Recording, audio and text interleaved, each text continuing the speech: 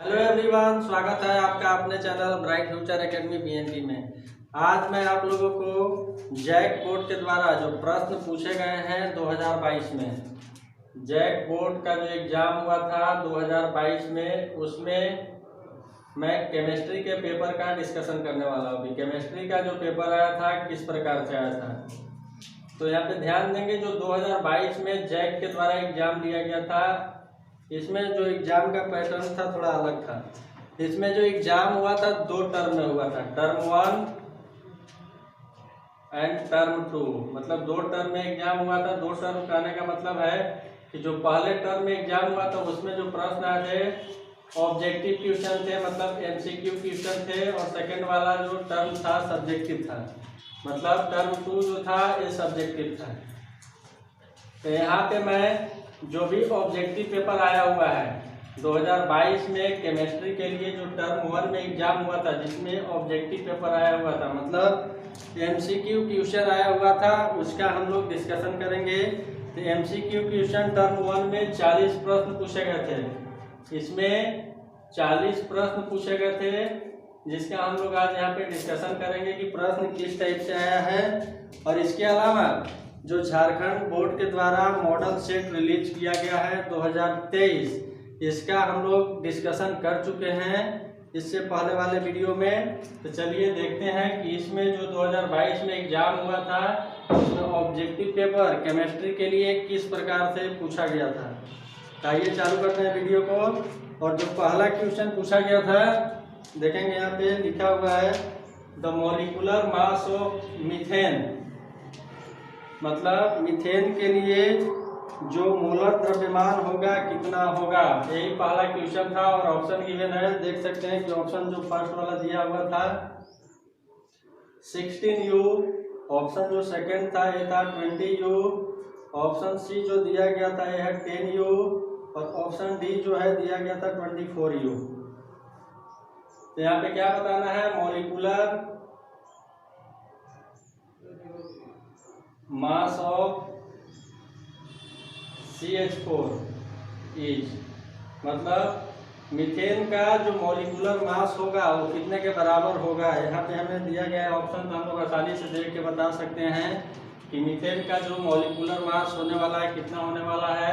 आइए निकाल लेते हैं। तो CH4 है, तो कार्बन, एक कार्बन का परमाणु है जिसका जो मॉलिक्यूलर मास होता है 12, और एक हाइड्रोजन के लिए एक होता है। तो यहाँ पे 4 हाइड्रोजन है, तो 12 और 4 16। तो अगर की बात करें कि इसका जो मॉलिक्यूलर मास होगा किसके बराबर है, तो 16U के बराबर है।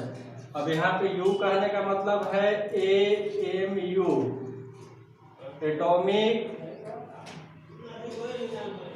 Mass unit. जब भी हमें बताना रहेगा मोलर मास, हम लोग इसी में बताते हैं, एमयू में, एटॉमिक मास यूनिट में, जिसको हिंदी में कहा जाता है परमाणु द्रव्यमान इकाई।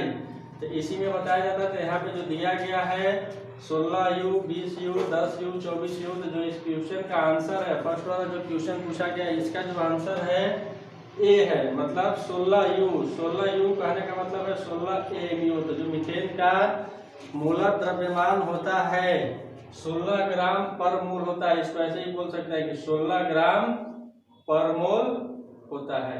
ये था फर्स्ट क्वेश्चन। उसके बाद सेकंड क्वेश्चन देखेंगे। सेकंड क्वेश्चन क्या दिया गया है, मैं यहाँ पे क्वेश्चन पढ़ता हूँ, आप लोग समझेंगे, हिंदी में भी पढ़ेंगे और इंग्लिश में भी पढ़ेंगे। तो सबसे पहले मैं इंग्लिश में बोलता हूँ कि the ratio of number of moles of solute to the total number of moles of solution is called. Option दिया हुआ है molarity, molality, mole fraction and normality. तो हिंदी में पढ़ रहे हैं, ध्यान से सुनेंगे। हिंदी में क्या पूछा गया है, किसी विलयन में विलेय के मोलों की संख्या, किसी विलयन में विलेय के मोलों की संख्या एवं विलयन में उपस्थित कुल मोलों की संख्या के अनुपात को कहते हैं, क्या कहते हैं, तो मोल प्रभाज कहते हैं, मोल फ्रैक्शन कहते हैं। तो जो मोल फ्रैक्शन होता है, मोल फ्रैक्शन क्या होता है, तो number of moles of solute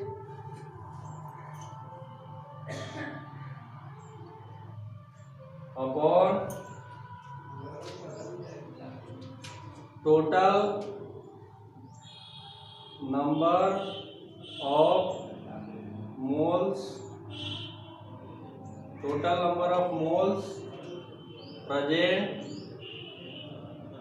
in solution is called mole fraction. तो जैसे सेकंड वाला जो क्वेश्चन है उसका जो आंसर है मोल फ्रैक्शन। तो मोल फ्रैक्शन हिंदी में बोला जाता है मोल प्रभाज, या कभी कभी इसको मोल अंश भी कह देते हैं। कभी कभी नहीं बल्कि इसी का नाम है, मोल अंश भी नाम है, मोल प्रभाज से भी पूछा जाता है।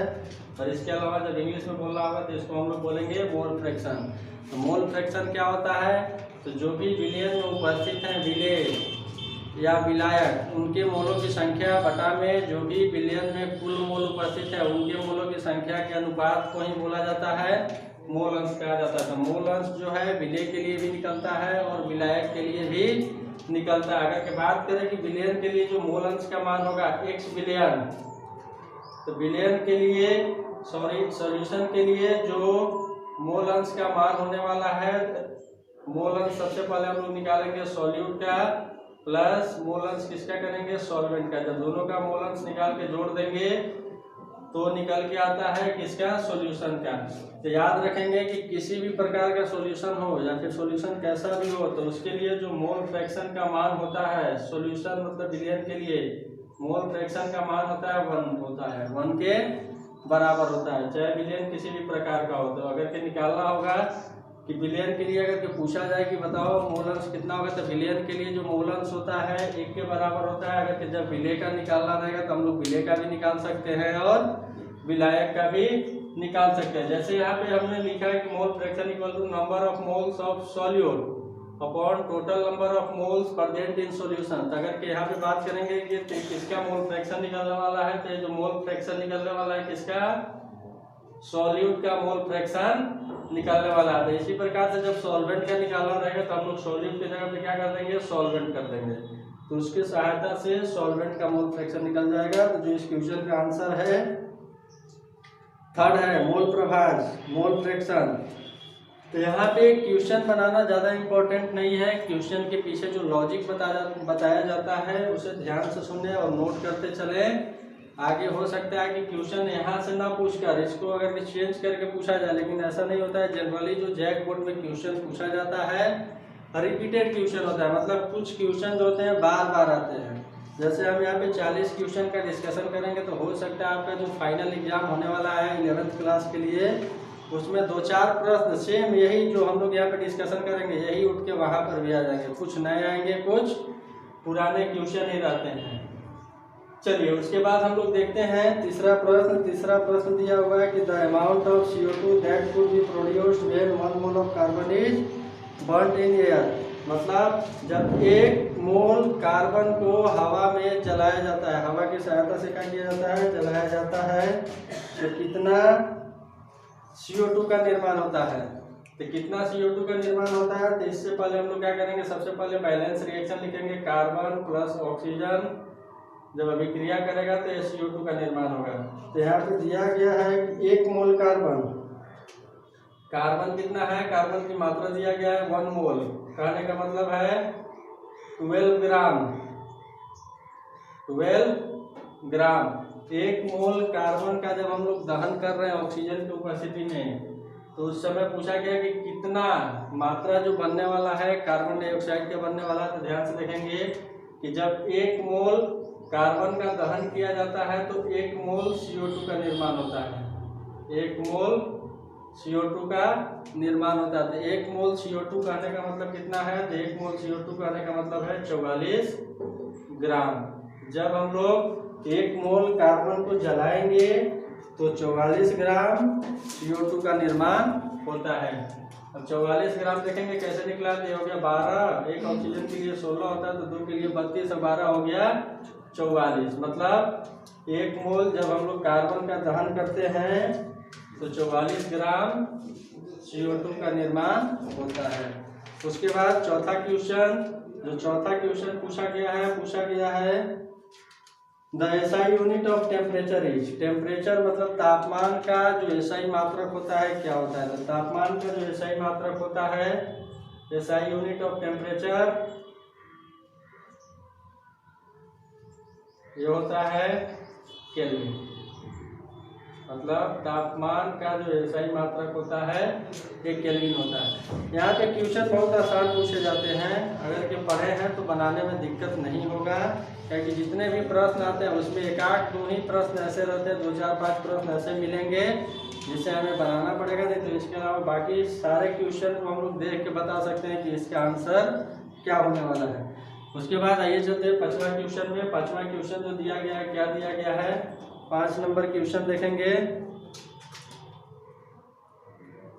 5 नंबर क्वेश्चन दिया गया है, ध्यान से सुनेंगे यहाँ पे कि 60 ग्राम किसी कार्बनिक यौगिक में 60 ग्राम एक हमारे पास कार्बनिक यौगिक है जिसमें कौन कौन सा तत्व उपस्थित है। तो कार्बन उपस्थित है, कार्बन का मात्रा दिया हुआ है 24 ग्राम। इसके अलावा हाइड्रोजन जो उपस्थित है यह है 4 ग्राम और ऑक्सीजन उपस्थित है 32 ग्राम। तो यहाँ पे इस क्वेश्चन में पूछा गया है कि जो यौगिक है उसका एम्पिरिकल फार्मूला क्या होगा। उसका एम्पिरिकल फार्मूला मतलब मूलानुपाती सूत्र क्या होगा।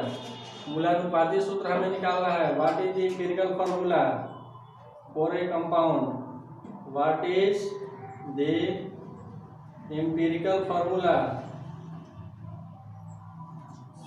Of A compound. ध्यान से समझेंगे कि एक यौगिक जो बना हुआ है 3 तत्वों से मिलकर बना हुआ है, कार्बन, हाइड्रोजन और ऑक्सीजन, जिसका मात्रा दिया गया है 24 ग्राम, 4 ग्राम और 32 ग्राम है। तो यहाँ पे पूछा गया कि ये जो यौगिक है इसका मूलानुपाती सूत्र क्या है, एम्पिरिकल फार्मूला क्या है। चाहिए चलिए निकाल लेते हैं। तो इस टाइप से जब भी दिया रहेगा क्वेश्चन, कुछ नहीं करना है, जो भी यहाँ पे तत्व दिया गया है और जो भी मात्रा दिया गया था, पहले यहाँ पे क्या करना है कि जो भी मात्रा गिवन है उसमें तत्व के अनुभार से भाग दे देना है, मतलब डिवाइड कर देना है। यहाँ पर हो गया 4/1, यहाँ पे हो गया 32/16। इसके करने के बाद एक रेशियो मिलेगा यहाँ पे रेशियो जो मिल गया है, ये मिल गया 2, ये मिल गया 4 और ये मिल गया है 2। उसके बाद क्या करना है, ये जो तीनों संख्या मिला है, तीनों संख्या यहाँ पे जो मिला है प्राप्त हुआ है, तीनों संख्या में से जो संख्या मिनिमम होगा उससे हम लोगों को क्या करना है, डिवाइड करना है। डिवाइड कर देते हैं 2/2, 4/2, 2/2। इसके बाद यहाँ पे हमें मिल रहा है 1, 2, 1। तो इसके सहायता से हम लोग बता सकते हैं कि जो यौगिक है उसमें कार्बन का 1 परमाणु है, हाइड्रोजन का 2 परमाणु है और ऑक्सीजन का 1 परमाणु है। तो जो यौगिक दिया गया उसके लिए एम्पिरिकल फार्मूला, जो एम्पिरिकल फार्मूला होगा क्या होने वाला है, CH2O होने वाला है। अगर कि यहाँ पे क्वेश्चन में पूछा जाए कि यौगिक का अणुसूत्र क्या होगा, ये जो है यौगिक का एम्पिरिकल फार्मूला है, मूलानुपाती सूत्र है, एम्पिरिकल फार्मूला है। अब अगर के क्वेश्चन में पूछा जाए कि जो यौगिक दिया गया है उसका अणुसूत्र क्या होगा, मॉलिक्यूलर फार्मूला, मॉलिक्यूलर फार्मूला, ये भी पूछा जा सकता है कि मॉलिक्यूलर फार्मूला क्या होगा। तो हम लोग क्या करेंगे, यहाँ पे जो इस स्टेप में निकाले हैं, क्या किए हैं कि जो भी मात्रा दिया गया है इसके परमाणु द्रव्यमान से हम लोग भाग देने के बाद जो भी यहाँ पे संख्या मिला हुआ है उसके आधार पे जब हम लोग लिख रहे हैं, जैसे कि यहाँ पे 2 मिला हुआ है, 2 कहने का मतलब है कि कार्बन का 2 परमाणु है, हाइड्रोजन का 4 परमाणु है और ऑक्सीजन का 2 परमाणु है। तो C2H4O2 जो यौगिक का क्या होगा, मॉलिक्यूलर फार्मूला होगा। उसके बाद जब हम लोग इसमें से मिनिमम संख्या से डिवाइड करके उसके बाद लिखेंगे, तो मिनिमम संख्या से डिवाइड करने के बाद जब मिला है तो उसके बाद जो भी यहाँ पे रेशियो में लिखेंगे हम लोग, जो भी कार्बन की मात्रा मिलेगा, हाइड्रोजन के अणु मिलेंगे, परमाणु मिलेंगे, उसके आधार पर लिखेंगे तो ये मिलने वाला है एम्पिरिकल फार्मूला। और सीधा सीधी बिना अनुपात में डिवाइड किए जब हम लोग लिखेंगे तो उसको हम लोग क्या बोलते हैं, मॉलिक्यूलर फार्मूला बोलते हैं। तो जब भी इस टाइप के क्वेश्चन दिया रहेगा हम लोग बहुत ही आसानी से बना सकते हैं। तो क्वेश्चन था 5वां, तो 5वां क्वेश्चन के लिए जो आंसर है 4 करेक्ट है। उसके बाद 6 नंबर क्वेश्चन जो दिया गया है, 6 नंबर क्वेश्चन दिया गया, what will be the molarity of A solution that contains 5.8 gram of NaCl पर 500 मिलीलीटर। हिंदी में पढ़ रहे हैं, उस जलीय विलयन की मोलरता क्या होगी, उस जलीय विलयन की मोलरता क्या होगी जिसकी प्रति 500 ml में 5.85 ग्राम NaCl मिलाया गया है। तो हम लोग जानते हैं मोलरता इक्वल टू क्या होता है, मोलारिटी इक्वल टू जो फॉर्मूला होता है number of moles of solute upon volume of solution in litre. अब यहाँ पे जो दिया गया है कि मात्रा दिया गया है NaCl जो है सॉल्यूट है, उसको हम लोग कहाँ मिला रहे हैं, 500 ml किसी बिलियन में मिला रहे हैं। तो यहाँ पे अगर के सॉल्यूट का मात्रा देखें NaCl, तो सबसे पहले NaCl का हम लोग अनुभार निकाल लेंगे। तो NaCl का हो गया सोडियम का 23, क्लोरीन का हो गया 35.5। हल करेंगे तो ये निकल के आ जाएगा 58.5 ग्राम पर मोल। NaCl का जो अनुभार होता है या फिर मोलर द्रव्यमान होता है वो हो गया हमारे पास कितना, 58.5 ग्राम पर मोल। अब यहाँ पे इसका मात्रा दिया हुआ है, तो हम लोग मोलों की संख्या निकाल सकते हैं। कैसे निकालेंगे, तो जो भी मात्रा गिवन है उसमें इसके अनुभार से हम लोग क्या करेंगे, डिवाइड कर देंगे अपॉन जो भी आयतन दिया हुआ है क्वेश्चन में उसको हम लोग लीटर में कन्वर्ट कर देंगे। तो ये हो गया 0.5। अब हल करेंगे इसको यहाँ से, तो ये आ गया 585 × 10 अपॉन ये हो गया 100 × 585 × 0.5। तो हल करते हैं यहाँ से, तो कट गया, ये हो गया 10 बचे 50 मतलब 1/5। तो इस बिलियन की जो मोलरता है 0.2 मोलर है, 0.2 मोलर है। मोलर को और भी क्या लिखा जाता है, मोल पर लीटर है। तो जो क्वेश्चन दिया गया था छठा क्वेश्चन, इसका जो आंसर है सी है।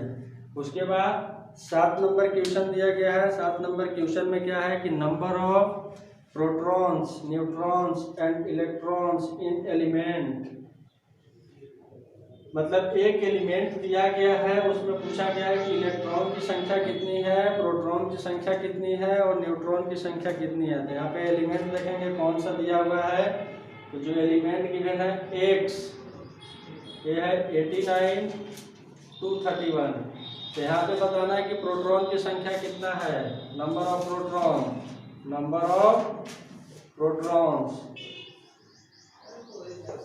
तो नंबर ऑफ प्रोटॉन्स हम लोग जानते हैं एटॉमिक नंबर के बराबर होता है, तो number of protons equal to atomic number equal to यही होता है नंबर ऑफ इलेक्ट्रॉन। तो यहाँ पे जो परमाणु संख्या है एटॉमिक नंबर है कितना है, 89 है। तो जो एक तत्व दिया गया है इसमें प्रोटॉन की संख्या या उसी को बोले हम लोग परमाणु संख्या या फिर इलेक्ट्रॉन की संख्या किसके बराबर है, तो 89 के बराबर है। उसके बाद न्यूट्रॉन की संख्या,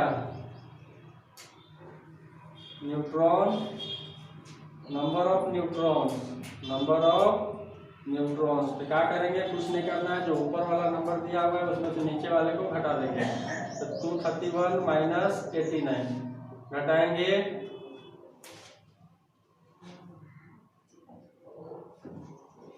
ये आ गया 142। तो ऑप्शन देख लेंगे। तो प्रोटॉन की संख्या इस क्वेश्चन के लिए हो गया 89, न्यूट्रॉन की जो संख्या हो गया 142 और इलेक्ट्रॉन की भी जो संख्या है ये है 89। ये जो क्वेश्चन है इसका आंसर जो है सेकंड वाला करेक्ट है। उसके बाद हम लोग चलेंगे अगले क्वेश्चन में, क्वेश्चन 8 में, 8 नंबर क्वेश्चन में पढ़ेंगे क्वेश्चन क्या दिया गया है या फिर सुनेंगे यहाँ पे। Which one of the following sets of ion represent a collection of isoelectronic species? मतलब 4 ऑप्शन दिए गए हैं, उसमें से बताना है कि कौन सा जो सीक्वेंस है वो रिप्रेजेंट कर रहा है आइसोइलेक्ट्रॉनिक को।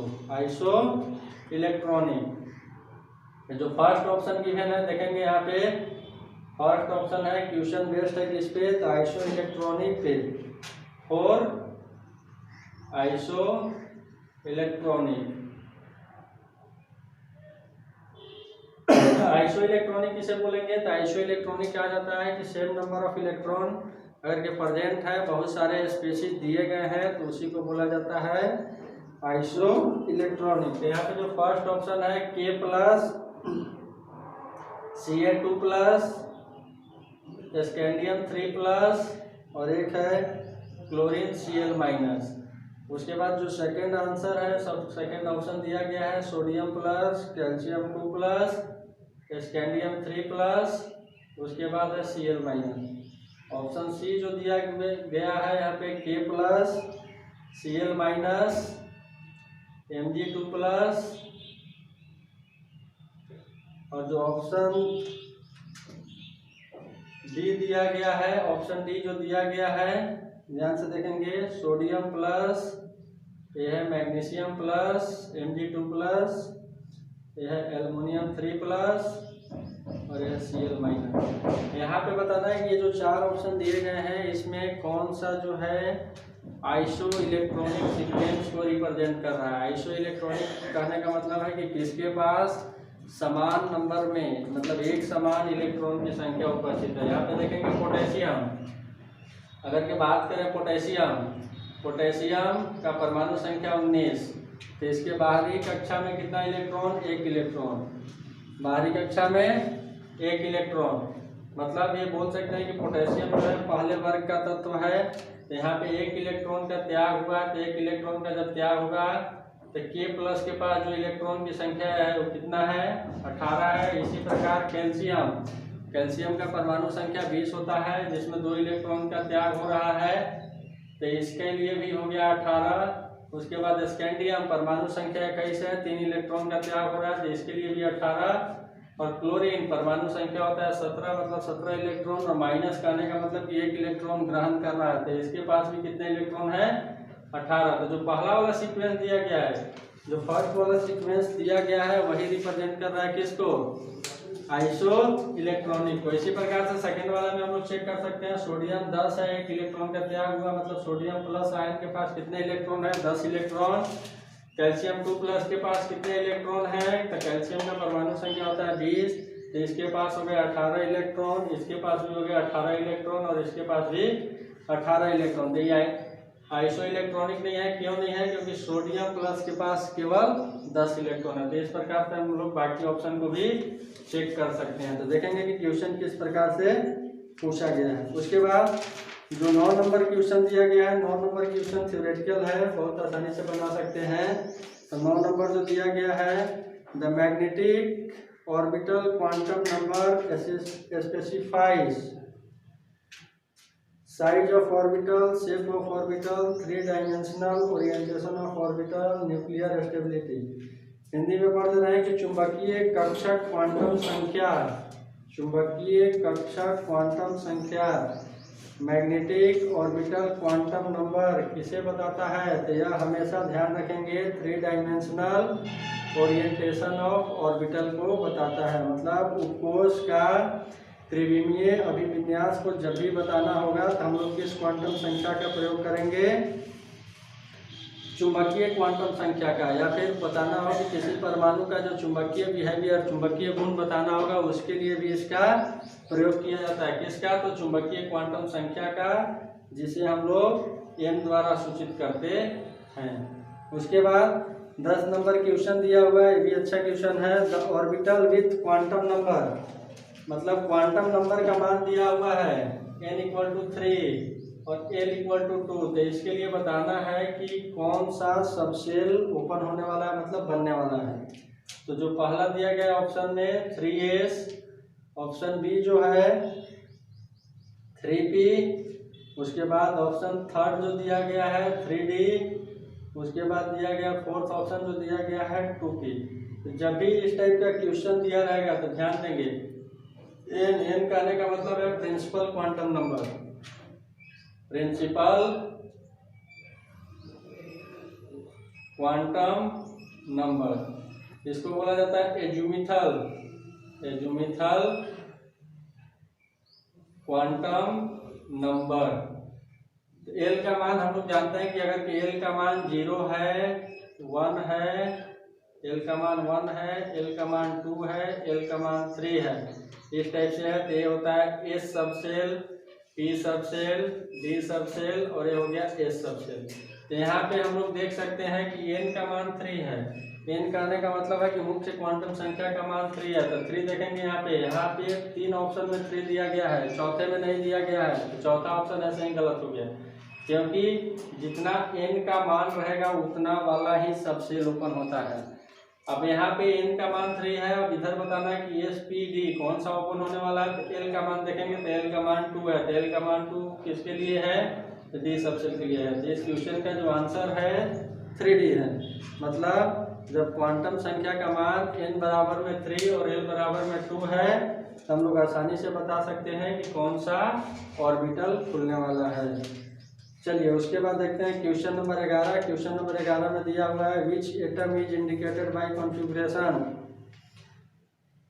खाली स्थान जो भी है यहाँ पे क्वेश्चन दिया गया है कि किसका ये इलेक्ट्रॉनिक विन्यास है। एक इलेक्ट्रॉनिक विन्यास दिया गया है क्वेश्चन में और पूछा गया है कि ये किसका इलेक्ट्रॉनिक विन्यास है, ऑप्शन भी गिवन है।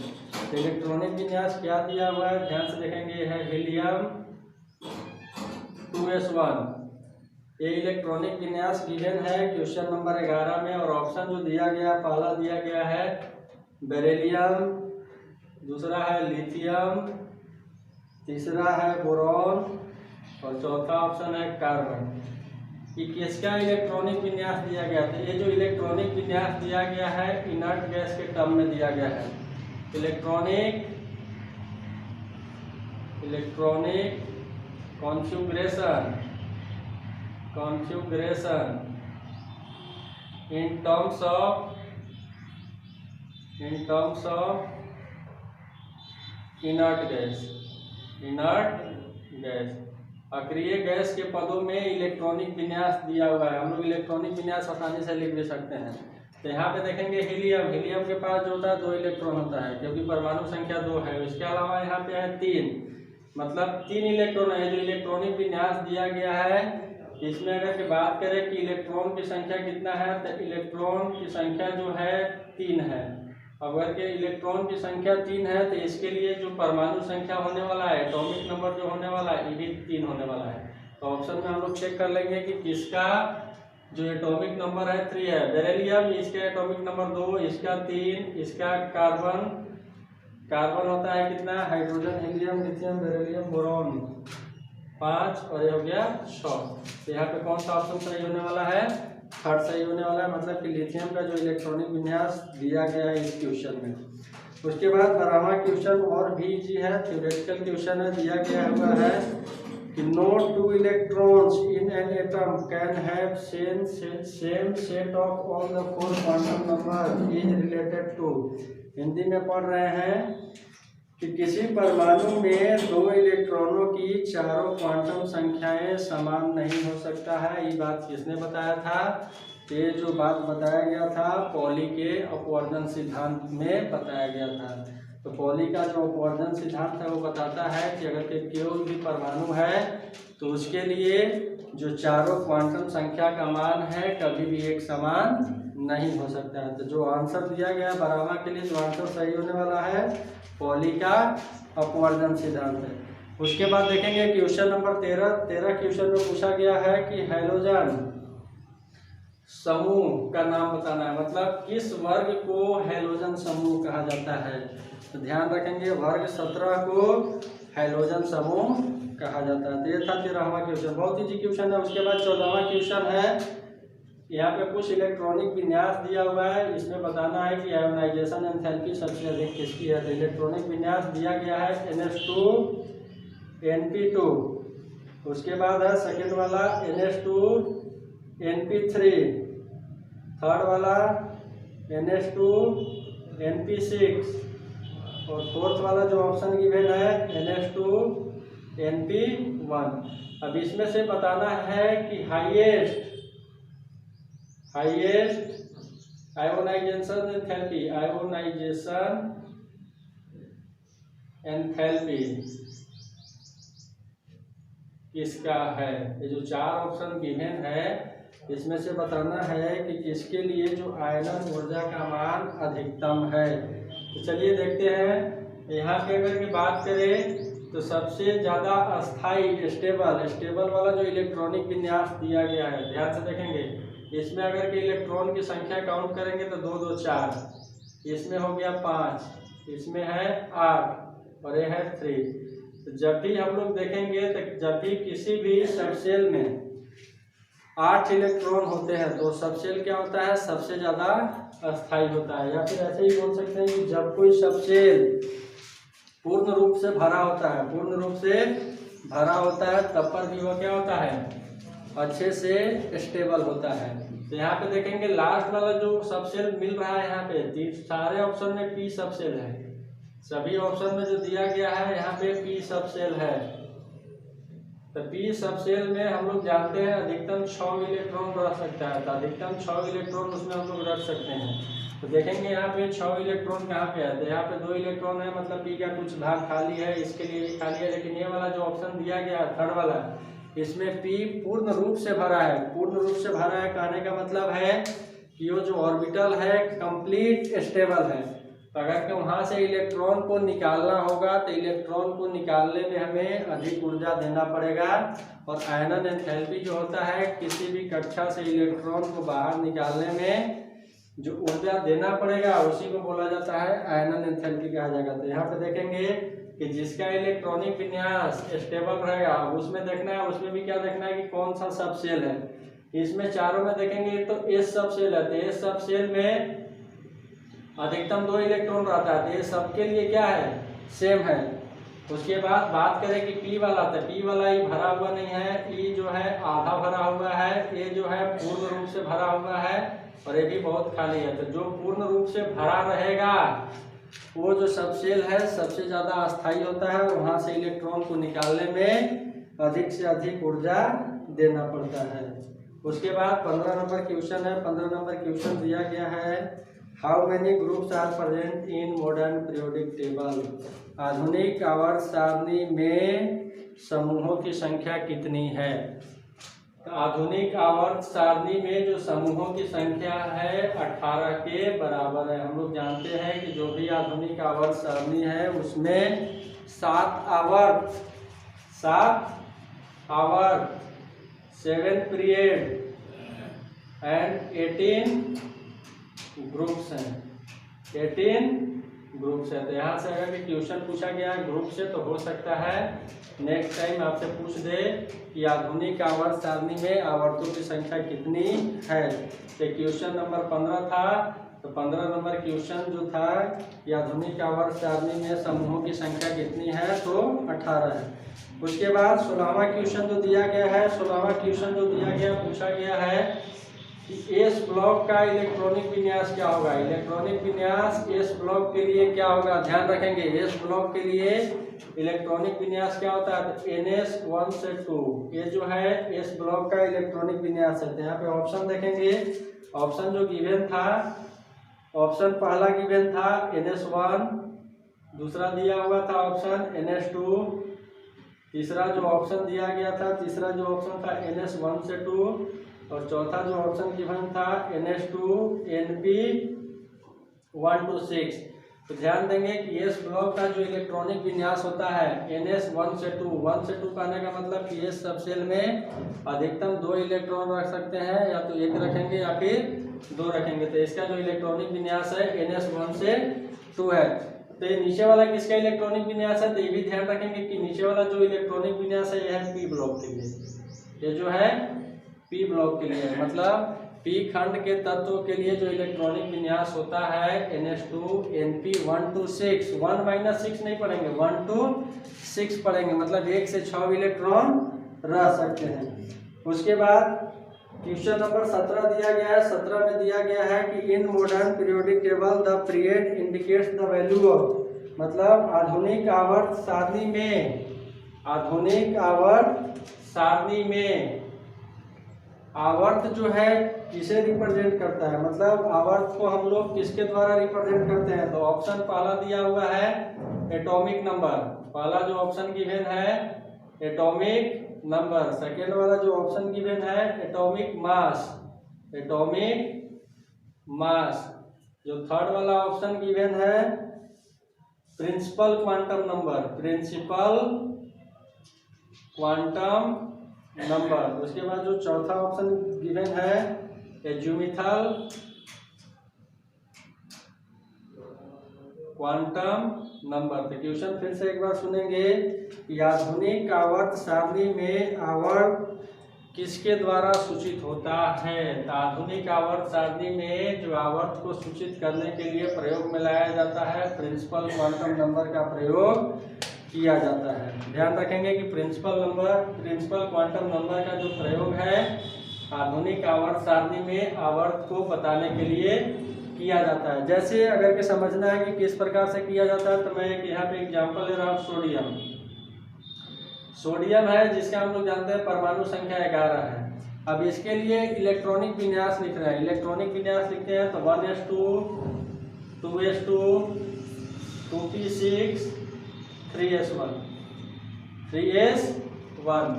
तो अगर के बात करें कि यहाँ पे कितने कक्षा बनने वाले हैं, तो पहला कक्षा के लिए इलेक्ट्रॉन हो गया, ये हो गया दूसरे कक्षा के लिए, ये हो गया तीसरे कक्षा के लिए। तीसरा कक्षा का जो इलेक्ट्रॉनिक विन्यास है ये है 3s1।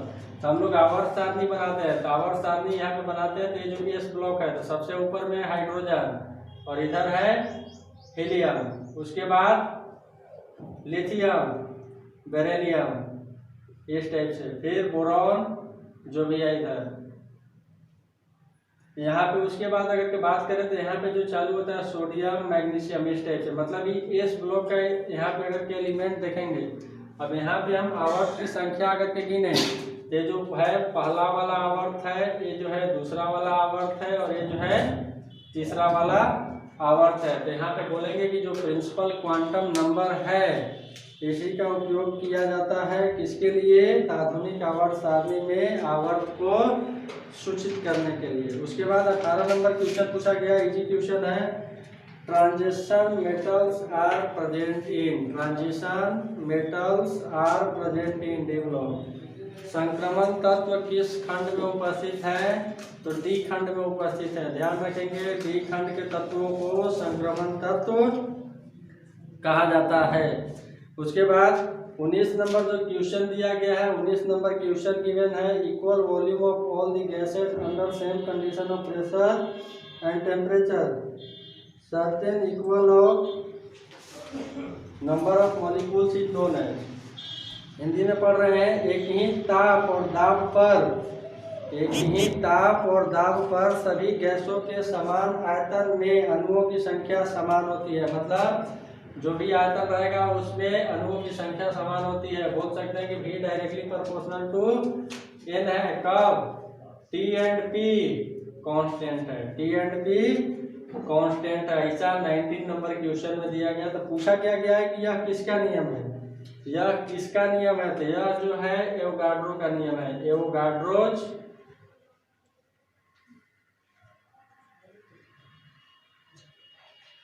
लो। एवोगाड्रो का नियम में मतलब एवोगाड्रो के द्वारा जो नियम दिया गया उसमें यह कथन बताया गया है कि जो आयतन होता है नंबर ऑफ मोल्स का सीधा समानुपाती होता है। उसके बाद 20 नंबर क्वेश्चन जो दिया गया है, 20 नंबर क्वेश्चन दिया गया है PV इक्वल टू nRT। इस समीकरण को क्या कहा जाता है, तो इस समीकरण को बोला जाता है आदर्श गैस समीकरण कहा जाता है। चलिए आइए देखते हैं। इसके बाद जो क्वेश्चन नंबर है 21, क्वेश्चन नंबर 21 क्या कर रहा है, ध्यान से पढ़ेंगे। क्वेश्चन दिया हुआ है, what will be the minimum pressure required to compress 500 dmq of air at 1 bar to 200 dmq at 30 degree centigrade. Hindi में पढ़ दे रहे हैं कि 30 डिग्री सेंटीग्रेड ताप एवं 1 बार दाब पर वायु के 500 dmq आयतन को 200 dmq आयतन तक कंप्रेस करने के लिए न्यूनतम कितनी दाब की आवश्यकता होगी। तो मतलब जो फर्स्ट वाला कंडीशन दिया हुआ है, ध्यान से यहाँ पे देखेंगे क्वेश्चन नंबर 21 के लिए जो फर्स्ट वाला कंडीशन दिया हुआ है केस 1, और इसके बाद यहाँ पे सेकंड है केस 2। तो केस 1 में जो दिया हुआ है प्रेशर का मान दिया हुआ है, प्रेशर जो दिया हुआ है यह है 1 बार, और उस कंडीशन पे जो आयतन दिया हुआ है ये आयतन है हमारा 500 डेसीमीटर क्यूब। उसके बाद बोल रहा है सेकंड वाले कंडीशन में कि आयतन को हमें करना है, मतलब V2 का मान करना है 200 dmq करना है। तो उस समय प्रेशर मतलब P2 का मान कितना होगा, और ऐसा दिया गया कि ये जो काम हो रहा है, जिस समय काम हो रहा है मतलब उस समय टेम्परेचर का मान जो है 30 डिग्री सेंटीग्रेड है। 30 डिग्री सेंटीग्रेड है, कहने का मतलब है कि तापमान नियत है। तो हम लोग यहाँ पे आसानी से निकाल सकते हैं। इसके लिए जो ऑप्शन दिया गया है, ऑप्शन ध्यान से देखेंगे, ऑप्शन जो दिया गया है 3.5 बार, सेकेंड वाला जो ऑप्शन गिवन है ये है 2.5 बार, थर्ड वाला जो ऑप्शन गिवन है, थर्ड वाला ऑप्शन है 700 बार, और जो फोर्थ वाला ऑप्शन है 900 बार है। तो यहाँ पे हम लोग बताएंगे कि जब हम लोग वायु को कंप्रेस करेंगे, जब इनिशियल में आयतन है 500 डेसीमीटर क्यूब, प्रेशर है उस समय 1 बार, आयतन को करना है हमें 200 डीएम क्यूब मतलब डेसीमीटर क्यूब, तो उस समय दाब कितना, न्यूनतम दाब लगाना पड़ेगा। क्वेश्चन में यही बोला गया है। तो यह क्वेश्चन जो है बॉयल्स लॉ पे आधारित है, क्योंकि यहाँ पे टेम्परेचर कांस्टेंट है, कहीं पे लिखा नहीं गया है। हम लोग अपने से समझेंगे कि यहाँ पे जो तापमान का मान है, तापमान जो है नियत है। तो बॉयल के नियम से क्या होता है, बाई बॉयल्स लॉ, बॉयल के नियम से, बॉयल्स के नियम से जानते हैं by Boyle's law, P1 V1 equal to P2 V2। तो यहाँ पे मान रखेंगे, मान जब रखेंगे तो मान निकल के आएगा। P1 का मान आ रहा है 1, V1 दिया हुआ है 500, P2 का मान हमें निकालना है, और V2 का जो मान है ये दिया हुआ है 200। तो जब यहाँ से हल करेंगे तो P2 बराबर में जो निकल के आएगा 5/2, कहने का मतलब है 2.5 बार। तो मतलब इस क्वेश्चन के लिए जो आंसर करेक्ट होने वाला है, जो दिया गया क्वेश्चन है 21, इसके लिए जो आंसर करेक्ट है ये है बी। उसके बाद चलते हैं क्वेश्चन नंबर 22 में। 22 क्वेश्चन क्या कर रहा है, देखेंगे ध्यान से कि 22 नंबर क्वेश्चन क्या है। तो 22 नंबर जो क्वेश्चन दिया गया है पढ़ेंगे। यहाँ पे लिखा हुआ है कि V/T equal to constant, equal to constant, कब, N एंड P भी कांस्टेंट है, N एंड P भी कांस्टेंट है। तो यह पूछा गया है कि यह किसका नियम है। फिर से पढ़ दे रहे हैं कि V/T का मान जो है स्थिरांक के बराबर है, कब है, जब P और N, P कहने का मतलब गैस का दाब और N कहने का मतलब गैस के मोलों की संख्या जब नियत है, तो उस समय बताना है कि ये जो स्टेटमेंट है किसके द्वारा दिया गया था। ये जो स्टेटमेंट है इसमें ऑप्शन दिया गया है। पहला ऑप्शन है चार्ल्स का नियम, Charles law, Charles law. Second वाला जो ऑप्शन दिया गया है, सेकेंड वाला ऑप्शन है बॉयल्स लॉ, और थर्ड वाला जो ऑप्शन गिवन है एवोगाड्रो लॉ, एवोगाड्रो का नियम। और जो फोर्थ वाला ऑप्शन दिया गया, ऑप्शन डी है, ये है गे-लुसेक लॉ, गे-लुसेक लॉ। तो यहाँ पे हमें बताना है कि जब V/T कांस्टेंट है तो कौन सा नियम है, ये जो नियम है चार्ल्स का नियम है। तो चार्ल्स का नियम क्या बोलता है कि किसी गैस का आयतन जो होता है उसके परम ताप का सीधा समानुपाती होता है। कब सीधा समानुपाती होता है, जब गैस के मोलों की संख्या और गैस का दाब नियत रहता है। तो जो स्टेटमेंट दिया गया है ये स्टेटमेंट जो है चार्ल्स का नियम है। यहाँ पे देखेंगे नेक्स्ट क्वेश्चन, क्वेश्चन नंबर 23। तो 23 दिया गया है, यहाँ पे पढ़ते हैं कि the relationship between the three variable P, V and T by containing Boyle's and Charles law, by combining Boyle's and Charles law. Hindi में पढ़ रहे हैं तीन चरों P, V और T के बीच संबंध बॉयल और चार्ल्स के नियम संयुक्त करने पर जो प्राप्त होता है वो कौन सा प्राप्त होता है। तो यहाँ पे हम जानते हैं कि जब हम लोग बॉयल और चार्ल्स के नियम को कंबाइन करेंगे तो जो इक्वेशन निकल कर आने वाला है, देखेंगे यहाँ पे कौन सा इक्वेशन निकल के आने वाला है। तो बॉयल्स का जो नियम कहता है 23 के लिए, बॉयल्स का नियम कहता है P directly proportional to 1/V कब T एंड N जब कांस्टेंट होता है। किसी गैस का दाब उसके आयतन का व्युत्क्रमानुपाती होता है जब तापमान और गैस के मोलों की संख्या स्थिर रहती है। ये हो गया बॉयल्स लॉ, बॉयल्स लॉ। उसके बाद सेकेंड जानते हैं चार्ल्स लॉ क्या बोलता है, V directly proportional to T कब, जब P एंड N कांस्टेंट होता है। मतलब गैस का दाब और गैस के मोलों की संख्या नियत रहता है, उस समय जो होता है क्या, गैस का आयतन उसके परम ताप का सीधा समानुपाती होता है। ये जो नियम है, ये नियम है चार्ल्स का नियम है। अब क्वेश्चन में बोला गया है कि जब इन दोनों नियम को हम लोग कंबाइन करेंगे तो देखते हैं क्या मिलेगा।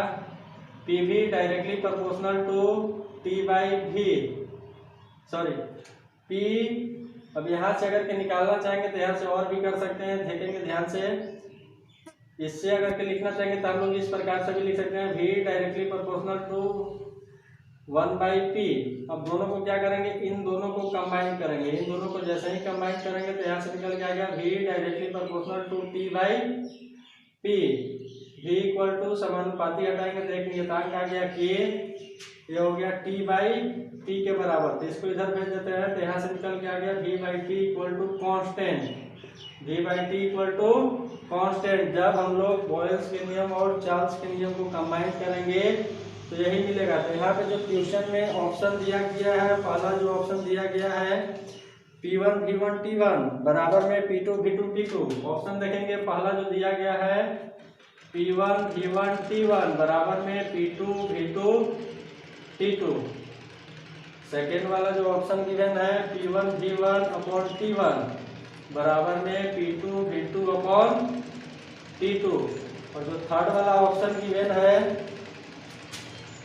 V1 T1 अपॉन P1 बराबर V2 P2 अपॉन P2। और जो ऑप्शन डी गिवन है, ऑप्शन डी है इनमें से कोई नहीं, मतलब नॉन ऑफ दिस।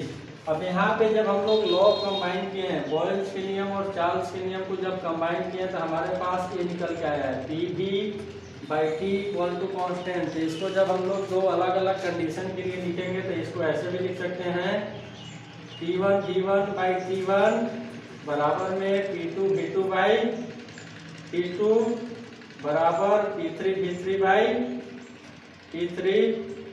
इसी प्रकार से हम लोग लिख सकते हैं सभी जो है किसके बराबर है, तो कांस्टेंट है, मतलब इसका मान कांस्टेंट है। तो यहाँ पे ऑप्शन में देख के बता सकते हैं कि कौन सा सही होने वाला है। तो ये सही होने वाला है T1 V1/T1 बराबर में P2 V2/T2। तो जो 23 नंबर क्वेश्चन है, 23 नंबर क्वेश्चन का आंसर है बी है। उसके बाद देखेंगे 24 नंबर क्वेश्चन। 24 नंबर क्वेश्चन थोड़ा अच्छा है। क्या दिया गया है, total number of electrons present in 1.4 gram of die nitrogen gas. जो 24 नंबर क्वेश्चन दिया गया था, पूछा गया था कि 1.4 ग्राम डाई नाइट्रोजन गैस में कुल कितने इलेक्ट्रॉन उपस्थित है। तो इलेक्ट्रॉन जब भी निकालना होगा तो सबसे पहले हम लोग मोल निकालेंगे। सबसे पहले मोल निकालेंगे तो मोल यहाँ पे निकालते हैं, number of moles of N2 equal to, तो जो भी इसका मात्रा दिया रहेगा क्वेश्चन में उस डाटा को हम लोग रखेंगे। तो दिया हुआ है 1.4 ग्राम और N2 का जो मॉलिक्यूलर वेट होता है ये होता है 28 ग्राम। जब इसको हम लोग हल करेंगे तो ये निकल के आएगा 1/20 मोल के बराबर होगा। अगर ये बात करें कि 1/20 मोल जो निकल के आए इसमें परमाणुओं की संख्या कितनी है, तो 1/20 इंटू एवोगाड्रो संख्या जब हम लोग कर देंगे तब ये निकल के आ जाएगा इसमें कितने परमाणु उपस्थित है। उसके बाद क्वेश्चन में परमाणुओं की संख्या नहीं पूछा गया है, क्वेश्चन में परमाणुओं की संख्या नहीं पूछा गया है, बल्कि पूछा गया है इलेक्ट्रॉन की संख्या। तो इलेक्ट्रॉन की संख्या हम लोग कैसे निकालेंगे, तो यहाँ पे देखेंगे अगर कि सपोज हमारे पास एक नाइट्रोजन का मॉलिक्यूल है, एक नाइट्रोजन का मॉलिक्यूल है, तो इसका जो परमाणु संख्या होता है, परमाणु संख्या होता है 7, परमाणु द्रव्यमान होता है 14। अगर N2 के बारे में पूछा गया, N2 के लिए कितना होगा, तो यहाँ पे देखेंगे कि N2 में कितने इलेक्ट्रॉन है, तो नाइट्रोजन में जो है 14 इलेक्ट्रॉन। N2 में अगर के बात करें तो इसका जो अनुभार है, अनुभार किसके बराबर है, तो 28 ग्राम पर मोल के बराबर है। अगर यहाँ पे हम लोग देखेंगे कि इलेक्ट्रॉन की संख्या कितनी होगी, तो इसके अनुभार से क्या करना होगा, यहाँ पे मल्टीप्लाई करना होगा। मतलब जितने भी इलेक्ट्रॉन प्रेजेंट है यहाँ पे उनका जो भार होने वाला है उससे हम लोग यहाँ पे मल्टीप्लाई करेंगे। तो ये हो गया हमारे पास 1/20 6.022 इंटू 10 के पावर 23 इंटू यहाँ पे जो भी है परमाणु द्रव्यमान उससे हम लोग क्या करेंगे, मल्टीप्लाई कर देंगे। जब इसको हल करेंगे तो ये जो निकल के आने वाला है फ्री 0 इंटू 10 के पावर 23 इलेक्ट्रॉन।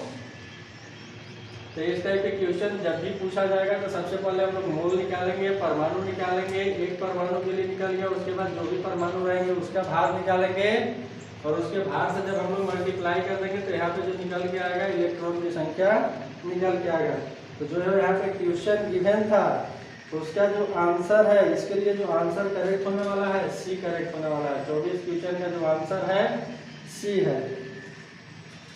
उसके बाद बात करते हैं 25 नंबर क्वेश्चन। 25 नंबर क्वेश्चन क्या दिया गया है, बहुत ही आसान क्वेश्चन दिया गया था। Which element will show diagonal relationship with lithium. Hindi में पढ़ रहे हैं कि निम्न में से कौन सा तत्व लिथियम के साथ विकर्ण संबंध को दर्शाता है। तो जो पहला ऑप्शन है मैग्नीशियम, मैग्नीशियम जो है लिथियम के साथ विकर्ण संबंध को दर्शाता है, मतलब प्रदर्शित करता है। तो जो 25 नंबर क्वेश्चन है इसका जो आंसर है ए है। याद रखेंगे कि जो लिथियम है मैग्नीशियम के साथ विकर्ण संबंध को दर्शाता है। इसके अलावा ये भी पूछा जा सकता है कि बेरिलियम इसके साथ विकर्ण संबंध को प्रदर्शित करता है, मतलब इसका जो विकर्ण संबंध होता है किसके साथ होता है। तो जैसे अभी हमने बताया कि लिथियम का जो विकर्ण संबंध है मैग्नीशियम के साथ है, तो जो बेरिलियम है, बेरिलियम का जो विकर्ण संबंध है कौन सा एलिमेंट है, तो ये है एल्युमिनियम। मतलब बेरिलियम जो है एल्युमिनियम के साथ विकर्ण संबंध को दर्शाता है। तो यहाँ से हम लोग बोल सकते हैं, यहाँ से बोल सकते हैं कि जो भी लिथियम का गुण होगा वही गुण होगा मैग्नीशियम का, जो बेरिलियम का गुण होगा वही गुण होगा एल्युमिनियम का। तो यहाँ पे जो क्वेश्चन पूछा गया उसका आंसर देखेंगे तो उसका आंसर जो है मैग्नीशियम है। उसके बाद 26वां नंबर क्वेश्चन, तो 25वां नंबर क्वेश्चन था। 25वां क्वेश्चन का जो आंसर है फर्स्ट करेक्ट है, मतलब एक करेक्ट है। उसके बाद 26 नंबर में चलेंगे। 26 नंबर क्या दिया गया है, Solvay process is use to prepare. Solvay process का इस्तेमाल किसको बनाने के लिए किया जाता है। तो यहाँ पे ऑप्शन देखेंगे, पहला ऑप्शन दिया गया है सोडियम कार्बोनेट, दूसरा है सोडियम क्लोराइड, तीसरा है सोडियम सल्फेट और चौथा है सोडियम नाइट्रेट। तो ध्यान रखेंगे कि सॉल्वे मेथड का जो इस्तेमाल किया जाता है, सॉल्वे प्रोसेस का जो इस्तेमाल किया जाता है, इसका इस्तेमाल किया जाता है सोडियम कार्बोनेट बनाने में। इसके अलावा इसकी सहायता से या फिर इस प्रक्रम के द्वारा सोडियम हाइड्रोजन कार्बोनेट को भी तैयार किया जाता है। तो ऑप्शन देख लेंगे कि ऑप्शन में कौन सा दिया हुआ है। तो यहाँ पे जो फर्स्ट वाला ऑप्शन है सोडियम कार्बोनेट दिया हुआ है। तो ध्यान रखेंगे कि सॉल्वे विधि के द्वारा सोडियम कार्बोनेट का निर्माण किया जाता है। उसके बाद 27 नंबर क्वेश्चन देखेंगे। 27 नंबर क्वेश्चन क्या दिया गया है, which colour is imparted to the flame by calcium. मतलब कि जब हम लोग कैल्शियम को जलाएंगे तो किस टाइप का फ्लेम निकलेगा। क्वेश्चन यही है कि जब हम लोग कैल्शियम को जलाते हैं या फिर कैल्शियम के द्वारा जो लौ उत्पन्न होता है उसका रंग कैसा होता है। तो उसका जो रंग होता है ब्रिक रेड जैसा होता है। 27 नंबर क्वेश्चन, कैल्शियम फ्लेम का जो कलर होता है ये होता है ब्रिक रेड कलर, मतलब ईट जैसा लाल कलर होता है। जब कैल्शियम का फ्लेम निकलता है तो उस समय जो कलर मिलता है कैसा मिलता है, ब्रिक रेड कलर का मिलता है। उसके बाद 28 नंबर क्वेश्चन में पूछा गया, 28 नंबर में पूछा गया प्लास्टर ऑफ पेरिस का सूत्र बताना है। तो प्लास्टर ऑफ पेरिस का सूत्र होता है कैल्शियम सल्फेट ½ इसके अलावा हो सकता है आपसे और भी अलग अलग पूछा जाए, जैसे बोल दिया धावन सोडा का सूत्र क्या होता है, बेकिंग सोडा का सूत्र क्या होता है, ब्लीचिंग पाउडर का सूत्र क्या होता है। तो इस टाइप से सवाल पूछा जाएगा, क्योंकि यहाँ पे जो 2022 में पूछा गया था प्लास्टर ऑफ पेरिस का सूत्र पूछा गया। तो ध्यान रखेंगे जो प्लास्टर ऑफ पेरिस का सूत्र होता है कैल्शियम सल्फेट ½ जैसे मैं यहाँ पे बोलूँ कि साधारण नमक का सूत्र क्या होगा, तो साधारण नमक बोला जाता है NaCl को। धावन सोडा का सूत्र पूछा जाए तो Na2CO3 10H2O, ये जो होता है धावन सोडा मतलब धोने वाला सोडा का जो सूत्र होता है यही होता है Na2CO3 10H2O। इसके अलावा बेकिंग सोडा पूछा जाए तो बेकिंग सोडा का जो सूत्र होता है सोडियम हाइड्रोजन कार्बोनेट होता है। इसके अलावा ब्लीचिंग पाउडर का अगर पूछा जाए तो कैल्शियम ऑक्सीक्लोराइड ये जो होता है ब्लीचिंग पाउडर का सूत्र होता है। तो ध्यान रखेंगे, इस टाइप के क्वेश्चन जल्दी पूछे जाएंगे, परीक्षा में गलती नहीं करेंगे। मतलब रासायनिक सूत्र जो भी कुछ यौगिक हैं उनका याद रखेंगे, सीधा सीधी परीक्षा में पूछा जाता है। तो उसके बाद देखेंगे 29 नंबर क्वेश्चन। 29 नंबर क्वेश्चन जो है दिया गया है, ऑक्सीडेशन स्टेट ऑफ के इन KO2। ऑक्सीडेशन स्टेट ऑफ के इन KO2 मतलब पोटेशियम सुपर ऑक्साइड, इसका जो नाम है पोटेशियम सुपर ऑक्साइड है, सुपर ऑक्साइड। इसमें बोला गया है कि पोटेशियम का ऑक्सीकरण संख्या कितना है, ऑक्सीडेशन नंबर कितना है, तो इसका मान बताना है। तो ध्यान रखेंगे, अगर के बेसिक अप्रोच से चलेंगे और ऑक्सीडेशन नंबर निकालेंगे तो देखते हैं इसका निकाल के हम लोग देखते हैं कि कितना होता है। तो इसका हमने मान लिया ऑक्सीडेशन नंबर x हो गया, यहाँ पे x प्लस 2 इंटू एक ऑक्सीजन के लिए होता है -2 = 0, तो यहाँ पे x = 4। अब इस क्वेश्चन के लिए जो आंसर दिया गया, ऑप्शन दिया गया, ध्यान से देखेंगे। तो पहला ऑप्शन दिया गया 4, सेकेंड वाला जो ऑप्शन दिया गया 2, थर्ड वाला जो ऑप्शन दिया है 1 और फोर्थ जो ऑप्शन गिवन है यह है +1/2। तो अगर कि आप इस तरीके से बनाएंगे तो यहाँ से आंसर निकल के आ रहा है 4 और परीक्षा में 100% गलती करके आ जाएंगे। तो जब 4 निकल के आएगा तो सब लोग परीक्षा में क्या करेंगे, इस 4 को करेक्ट करेंगे, मतलब 4 वाले के लिए जो व्यवहार सीट में जगह रहेगा उसको रख देंगे। लेकिन यहाँ पे पोटेशियम सुपर ऑक्साइड में जो पोटेशियम का ऑक्सीकरण संख्या है +4 नहीं है बल्कि कितना है +1 है। नोट करके रख लेंगे, नोट पॉइंट बना लेंगे कि अल्कली मेटल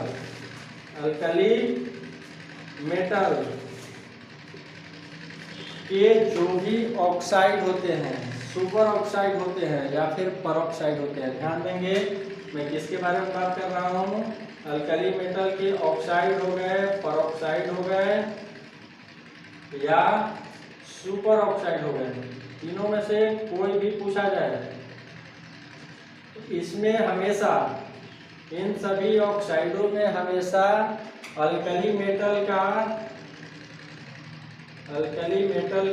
जो ऑक्सीडेशन नंबर होता है +1 के बराबर होता है। ध्यान देंगे कि यहाँ पे जो भी अल्कली मेटल के ऑक्साइड मिलेंगे उनमें जो ऑक्सीडेशन नंबर होता है +1 के बराबर होता है। क्यों होता है, क्योंकि जितने भी अल्कली मेटल पाए जाते हैं वर्ग 1 में उपस्थित हैं।